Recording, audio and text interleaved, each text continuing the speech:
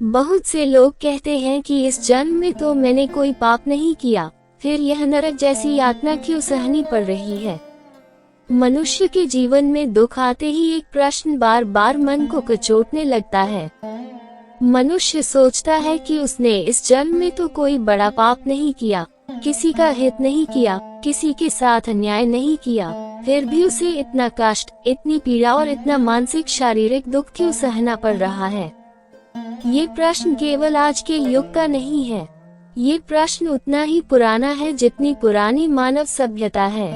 जब जब मनुष्य अपने जीवन में असहनीय दुखों से गुजरता है, तब तब वही ईश्वर से प्रश्न करता है, भाग्य को कोसता है और नियति को दोष देता है।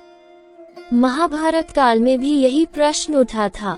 ये प्रश्न किसी साधारण मनुष्य ने नहीं, बल्कि स्वयं गांधारी और धृतराष्ट्र जैसे महान पात्रों ने श्री कृष्ण से किया था। महाभारत का युद्ध समाप्त हो चुका था। कुरुक्षेत्र की धरती पर लाखों योद्धाओं का रक्त बह चुका था। पांडव विजयी हो चुके थे, पर कौरव वंश पूरी तरह नष्ट हो गया था। युद्ध का सबसे भयानक प्रभाव गांधारी के जीवन पर पड़ा। गांधारी, जिसने 100 पुत्रों को जन्म दिया था, युद्ध के अंत में एक भी पुत्र को जीवित नहीं देख पाई। गांधारी जन्म से अंधी नहीं थी, वे अत्यंत सुंदर, तेजस्वी और गुणवान थी। राजा सुबल की पुत्री थी। विवाह के समय जब उन्हें ज्ञात हुआ कि उनका पति धृतराष्ट्र जन्म से अंधा है, तब उन्होंने स्वयं अपनी आंखों पर पट्टी बांध ली। उन्होंने ये प्रण किया कि जिस पति ने जीवन भर अंधकार में रहकर संसार देखा है, उसके साथ वे भी उसी अंधकार में रहेंगी। ये त्याग, यह व्रत और यह समर्पण आज भी दुर्लभ माना जाता है। किंतु यही गांधारी जीवन भर राजमहल में रहते हुए भी सच्चे सुख से वंचित रही। रानी होने के बावजूद उन्हें कभी रानी जैसा सम्मान नहीं मिला। पति अंधा था, सत्ता पुत्रों के हाथ में थी और पुत्र अधर्म के मार्ग पर चल पड़े थे। जब कुरुक्षेत्र का युद्ध समाप्त हुआ और गांधारी को अपने सभी पुत्रों की मृत्यु का समाचार मिला, तब उनका हृदय शोक, पीड़ा और क्रोध से भर उठा। श्री कृष्ण उनसे मिलने आए। उस समय गांधारी का दुख इतना गहरा था कि उन्होंने अपने संयम को खो दिया। उन्होंने श्री कृष्ण से कहा कि जिस प्रकार वे आज अपने 100 पुत्रों को खोकर असहनीय पीड़ा में जी रही हैं, उसी प्रकार एक दिन श्री कृष्ण भी अपना सब कुछ खोकर अकेले और असहाय मृत्यु को प्राप्त होंगे। ये शाप क्रोध और दुख की अवस्था में दिया गया था। शाप देते ही गांधारी को आभास हो गया कि उन्होंने क्या कर दिया है। वे जानती थी कि श्री कृष्ण कोई साधारण मनुष्य नहीं है, वे योगेश्वर हैं, नारायण के अवतार हैं। शाप देने के बाद गांधारी का हृदय पश्चाताप से भर गया। उन्होंने श्री कृष्ण से करुण स्वर में प्रश्न किया कि उन्होंने इस जन्म में ऐसा कौन सा पाप किया है जिसके कारण उन्हें इतना कष्ट सहना पड़ा।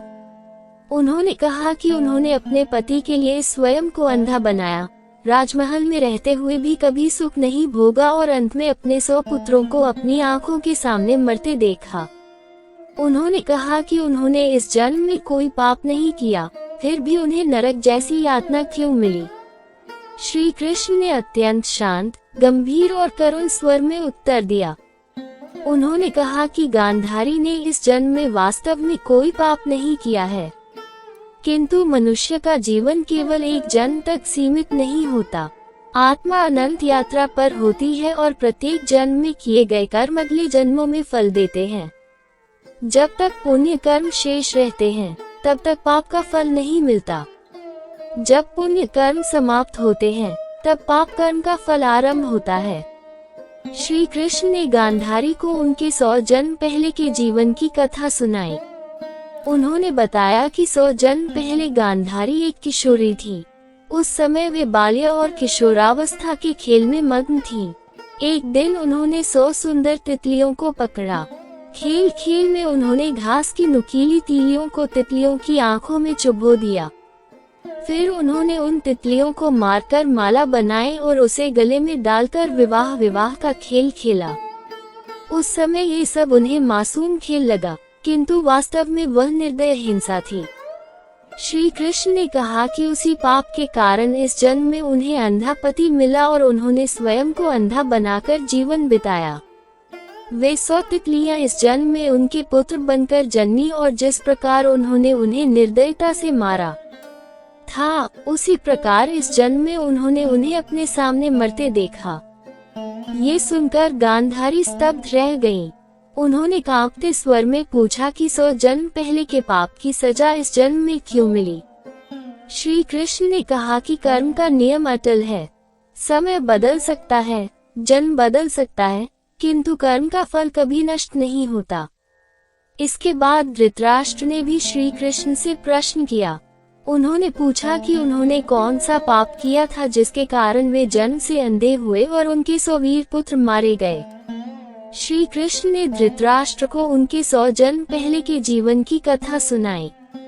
उन्होंने बताया कि 100 जन्म पहले धृतराष्ट्र एक राजा थे। एक वर्षा ऋतु में वे शिकार के लिए गए थे। अचानक घोर वर्षा, बिजली और आंधी के कारण वे अपने साथियों से बिछड़ गए। संध्या होने लगी और वन में हिंसक पशुओं का भय था। उन्होंने एक ऊंचे वृक्ष पर शरण ली। उसी वृक्ष पर एक शुक पक्षी का परिवार रहता था। शुक पक्षी ने राजा को पहचान लिया। उसने अपनी पत्नी से कहा कि आज उनके यहाँ अतिथि आए हैं और अतिथि सेवा नारायण सेवा के समान होती है। वह गांव गया और अपनी चोंच में आग का अंगार तथा सूखी लकड़ियां लाकर राजा के लिए आग जलाई। राजा ने अपने हाथ पैर सेके और कुछ राहत महसूस की। शुक पक्षी ने राजा की भूख को पहचान लिया। उसने अपनी पत्नी से कहा कि अतिथि को भोजन कराना आवश्यक है। ये कहकर वह स्वयं आग में कूद गया और प्राण त्याग दिए। राजा ने उस शुक पक्षी को खा लिया। शुक की पत्नी ने ये दृश्य देखा। उसने सोचा कि उसका पति अतिथि सेवा में प्राण देकर स्वर्ग गया है, इसलिए वह भी उसी मार्ग पर जाएगी। वह भी आग में कूद गई। राजा ने उसे भी खा लिया। इसके बाद राजा की भूख और बढ़ गई। उसकी दृष्टि शुक पक्षी के 100 छोटे बच्चों पर पड़ी जो उड़ नहीं सकते थे। उसने उन्हें गर्म लकड़ियों में गूंथकर निर्दयता से मार डाला और खा लिया। उसी पाप के कारण वह इस जन्म में अंधा हुआ और वे 100 पक्षी बच्चे इस जन्म में उसके पुत्र बनकर जन्मे और उसे 100 पुत्रों के वियोग का दुख मिला। श्री कृष्ण ने अंत में कहा कि मनुष्य जो भी कर्म करता है उसका फल उसे अवश्य भोगना पड़ता है। ये ईश्वर की क्रूरता नहीं है, बल्कि कर्म का न्याय है। ईश्वर केवल साक्षी है। मनुष्य अपने कर्मों का निर्माता स्वयं है और वही अपने सुख दुख का कारण भी है। जो आज दुख है वह कल के कर्म का परिणाम हो सकता है। इसलिए मनुष्य को प्रत्येक कर्म सोच समझकर करना चाहिए, क्योंकि कर्म का फल समय के साथ अवश्य मिलता है। ये कथा हमें ये सिखाती है कि कोई भी कर्म छोटा या बड़ा नहीं होता। हर कर्म अपना प्रभाव छोड़ता है। यदि मनुष्य समय रहते अपने कर्मों को सुधार ले तो उसे प्रत्येक जन्म में नरक समान दुख नहीं सहना पड़ता। अच्छे कर्म ही मनुष्य को शांति, सुख और मुक्ति की ओर ले जाते हैं।